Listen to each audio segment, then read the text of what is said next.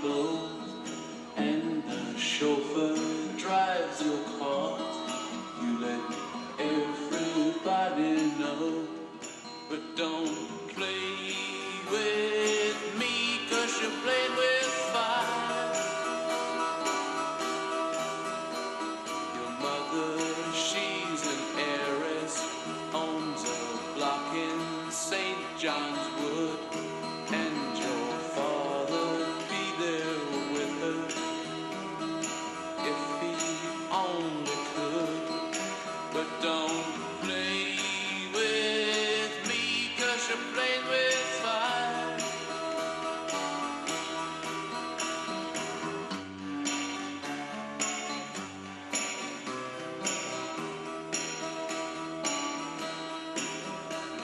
Your old man took her diamonds and tiaras by the score. Now she gets her kicks in Stepney, not in Knightsbridge anymore. So don't play with me, 'cause you're playing with fire. Now you've got some diamonds, and you will have some others, but you better watch your step, girl, or start living with your mother. So don't play with me, 'cause you're playing with fire. So don't play with me, 'cause you're playing with fire.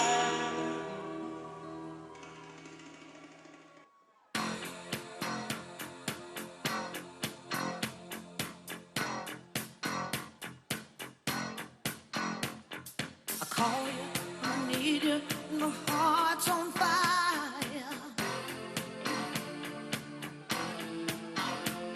You come to me wild and wild. You come to me, give me everything I need. Give me a lifetime of promises and a world of dreams.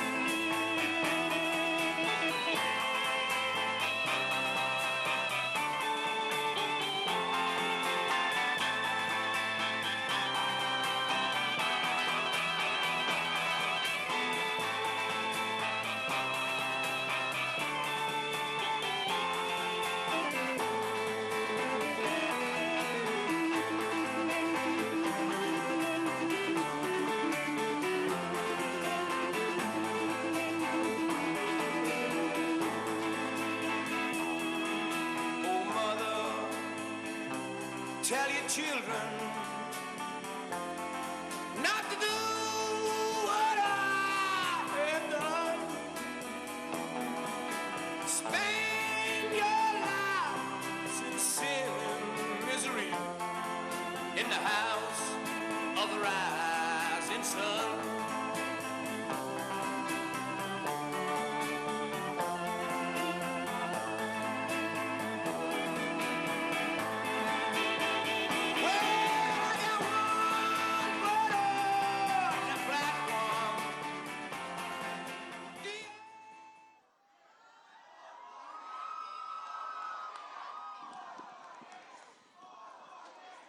The 47th March for Life marks a historic first. In just a few minutes, we will hear from the 45th President of the United States of America, the first president to join the March for Life, President Donald Trump.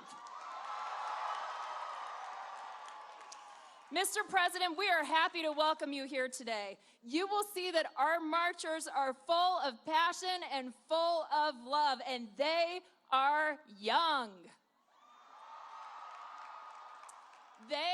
We are America's future. We want to make abortion unthinkable, and we are grateful that you're pro-life.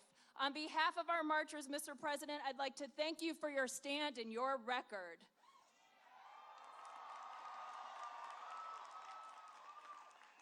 Mr. President, the March for Life has come a long way. This huge gathering started around a kitchen table in 1974. Since then, millions of Americans have collectively stood up and stepped forward for life. This is the largest annual human rights demonstration in the entire world, and now you are part of it. Every year, despite blizzards or sub-zero temperatures, the march gets bigger and younger. Hundreds of thousands of pro-life Americans travel to Washington for this peaceful, enthusiastic, and loving witness to the inherent dignity of the human person. We are pro-life and we are pro-woman. Your presence here today, Mr. President, makes a very powerful statement. You are leader of the free world and you stand for life. Thank you for being here. Thank you for everything you've done for life. And thank you for everything you will be doing for life in the years ahead.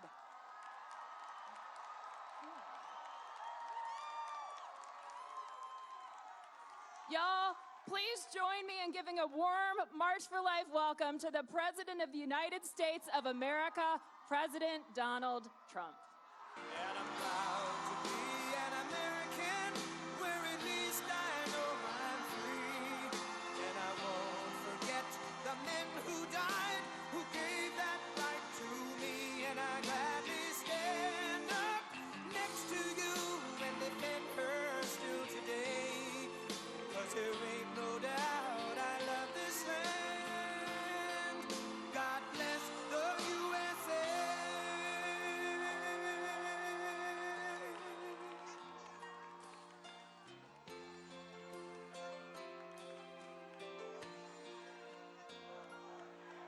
From the lakes of Minnesota to the hills of Tennessee, across the plains of Texas, from sea to shining sea, from Detroit down to Houston and New York to LA, where there's pride in every American heart, and it's time we stand and say that I'm proud to be an American, where at least I know I'm free. And I won't forget the men who died, who gave that right to me. And I gladly stand up next to you and defend her still today. 'Cause there ain't no doubt I love this land. God bless the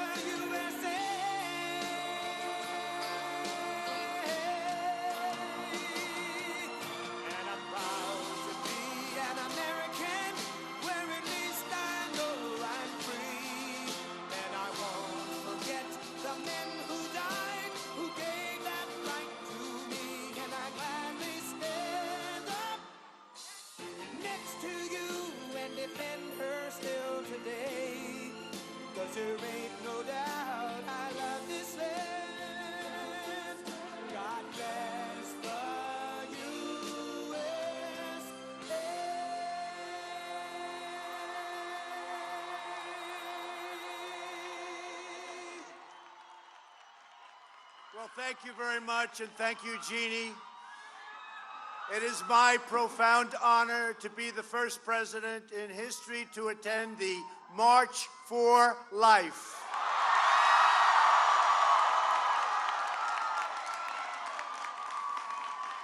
We're here for a very simple reason: to defend the right of every child, born and unborn, to fulfill their God-given potential. For 47 years, Americans of all backgrounds have traveled from across the country to stand for life. And today, as President of the United States, I am truly proud to stand with you.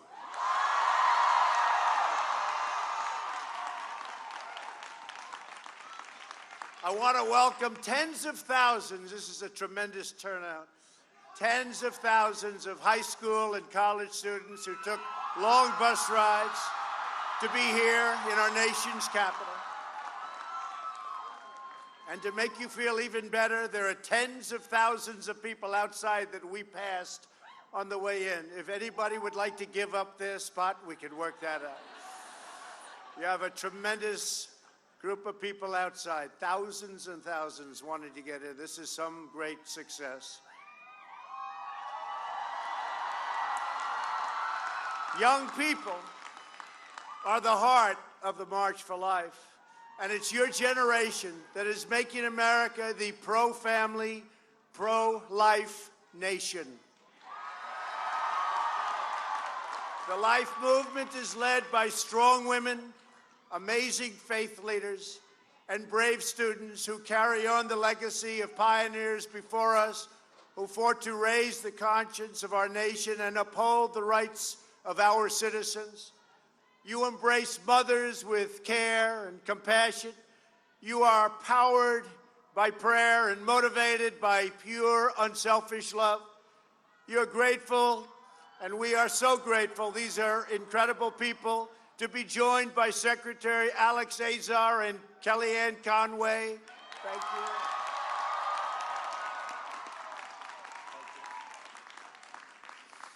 And thanks also to Senators Mike Lee and James Lankford, who are here. James, Mike. Thank you, fellas. And Representatives Steve Scalise, Chris Smith, Ralph Abraham, Warren Davidson, Bob Latta, John Joyce, Lloyd Smucker, Brian Fitzpatrick, and Brad Winstrup. Thank you all. And I have to say, and I look at it, I see it exactly. We have many, many more politicians in the audience, but if you don't mind, I won't introduce them all. All of us here today understand an eternal truth. Every child is a precious and sacred gift from God.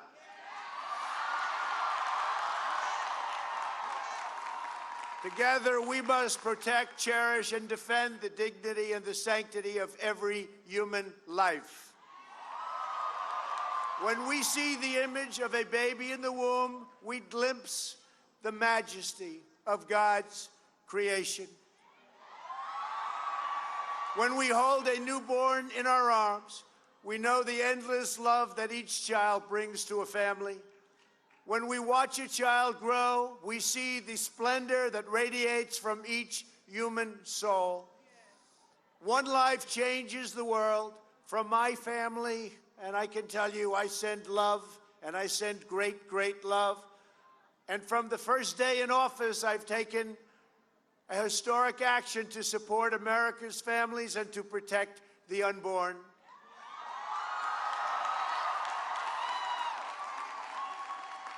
And during my first week in office, I reinstated and expanded the Mexico City policy, and we issued a landmark pro-life rule to govern the use of Title X taxpayer funding. I notified Congress that I would veto any legislation that weakens pro-life policies or that encourages the destruction of human life.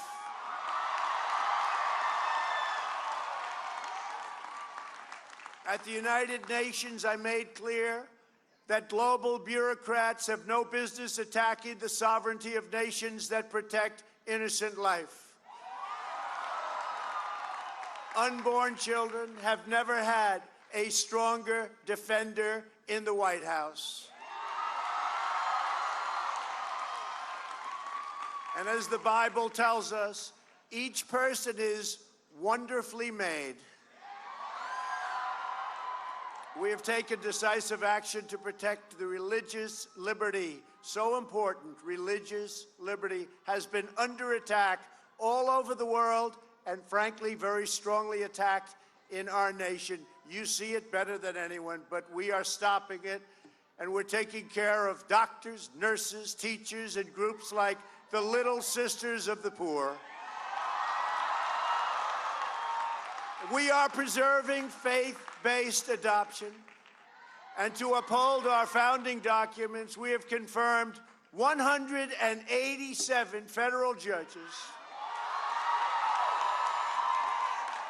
who apply the Constitution as written, including 2 phenomenal Supreme Court justices, Neil Gorsuch and Brett Kavanaugh. We are protecting pro-life students' right to free speech on college campuses. And if universities want federal taxpayer dollars, then they must uphold your First Amendment right to speak your mind. And if they don't, they pay a very big financial penalty, which they will not be willing to pay. Sadly, the far left is actively working to erase our God-given rights, shut down faith-based charities, ban religious believers from the public square, and silence Americans who believe in the sanctity of life. They are coming after me because I am fighting for you, and we are fighting for those who have no voice, and we will win because we know how to win.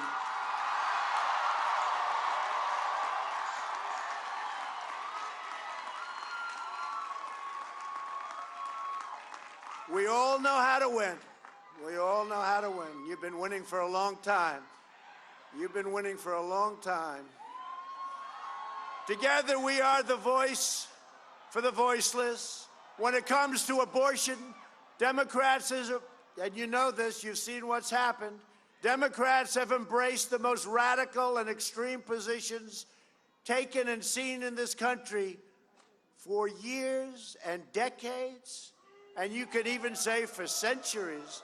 Nearly every top Democrat in Congress now supports taxpayer-funded abortion all the way up until the moment of birth. Last year, lawmakers in New York cheered with delight upon the passage of legislation that would allow a baby to be ripped from the mother's womb right up until delivery. Then we had the case of the Democrat governor in the state of Virginia, the Commonwealth of Virginia. And we love the Commonwealth of Virginia, but what is going on in Virginia?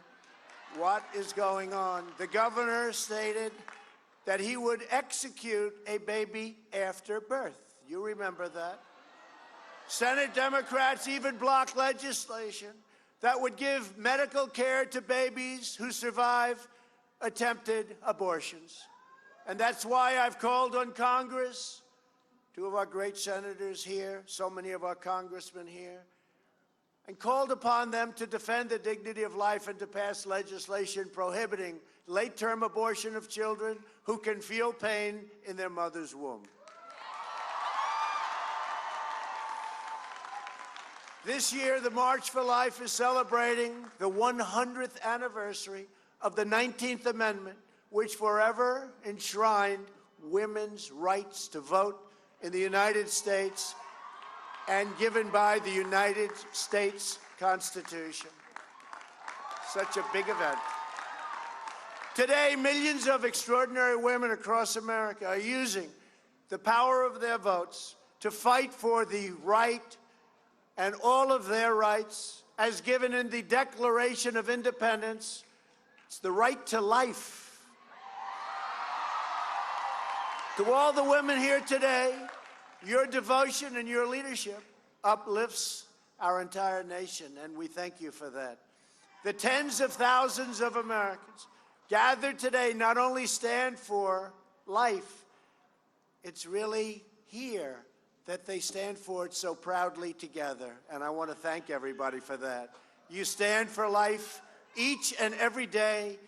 You provide housing, education, jobs, and medical care to the women that you serve. You find loving families for children in need of a forever home. You host baby showers for expecting moms. You just make it your life's mission to help spread God's grace. And to all of the moms here today, we celebrate you and we declare that mothers are heroes. That's true. Your strength, devotion, and drive is what powers our nation. And because of you, our country has been blessed with amazing souls who have changed the course of human history. We cannot know what our citizens, yet unborn, will achieve, the dreams they will imagine, the masterpieces they will create, the discoveries they will make. But we know this: every life brings love into this world. Every child brings joy to a family. Every person is worth protecting. And above all, we know that every human soul is divine, and every human life, born and unborn, is made in the holy image of Almighty God.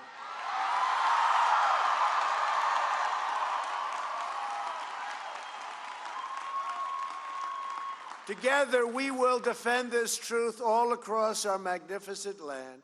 We will set free the dreams of our people. And with determined hope, we look forward to all of the blessings that will come from the beauty, talent, purpose, nobility, and grace of every American child. I want to thank you. This is a very special moment. It's so great to represent you. I love you all. And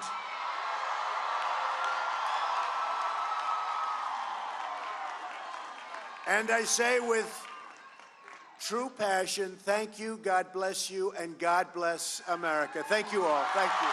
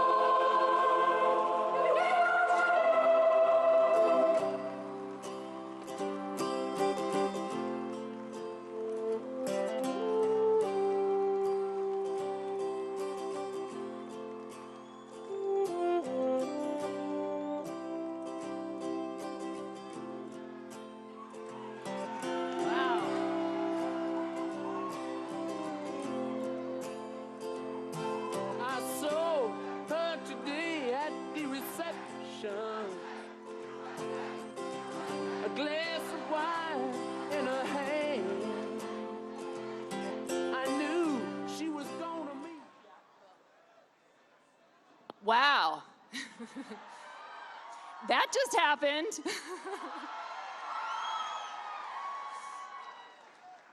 I have to say that that was a tough act to follow, and now I'm going to make my short remarks to you. So I'll make it really quick because I don't think anything will surpass those wonderful remarks that we just heard from.